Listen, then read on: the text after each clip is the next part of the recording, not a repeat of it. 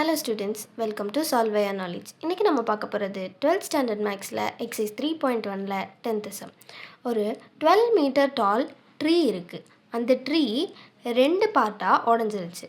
So நம்ம இதை ஒரு ட்ரீன்னு எடுத்துக்கலாம். இதோட டோட்டல் ஹைட் 12. ஸோ இது ஒரு பார்ட்டாக 2 பார்ட்டாக உடையுது. ஸோ ஒன்றை நான் எக்ஸுன்னு எடுத்துக்கிறேன், இன்னொன்று 12 மைனஸ் எக்ஸுன்னு எடுத்துக்கிறேன்.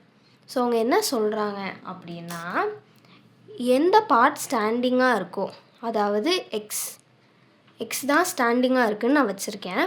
That is equal to cube root of எவ்வளோ பார்ட் உடஞ்சி விழுந்துச்சோ அதுன்னு சொல்கிறாங்க. அதாவது x is equal to cube root of 12 minus எக்ஸ்ன்னு சொல்கிறாங்க. ஸோ நான் இதுக்கு 2 பக்கமும் கியூப் எடுத்தால் x cube equal to cube root of 12 minus x the whole cube ஆகும். ஸோ க்யூபும் க்யூப் ரூட்டும் கேன்சல் ஆகி X cube equal to 12 minus X cube இது ரெண்டையும் நான் இந்த சைட் கொண்டு வரேன்.